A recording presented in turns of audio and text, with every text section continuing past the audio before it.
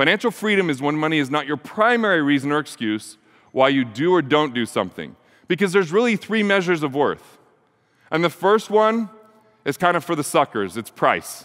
People that only focus on price is exactly why we could walk by any retail store right now and it's like 40% off. Or, like when I bought my plane ticket here, I didn't only consider price simply because if there was an airline that said, we've got a great way to get you to Vegas. We don't train our pilots. We don't waste money on that.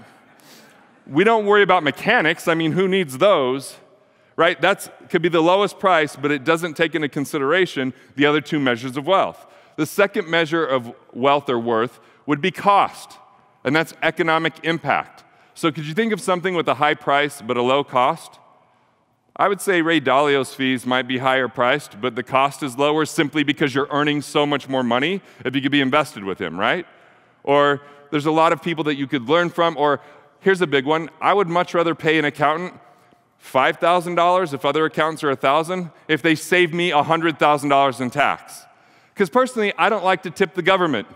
I feel like even if I'm inefficient with my money, I'd rather be inefficient with my money than let them be extraordinarily inefficient with my money, right?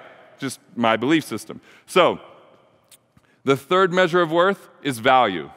And values are overall feeling of satisfaction and enjoyment that you have.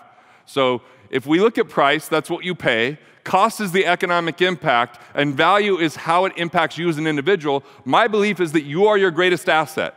Not a stock or a bond, not a piece of real estate, not even a business. It's your ability to deliver value in this world, and the more value you deliver, the more money that follows, because dollars follow value. In the world of cause and effect, value creation is at the cause. Dollars are the effect behind that.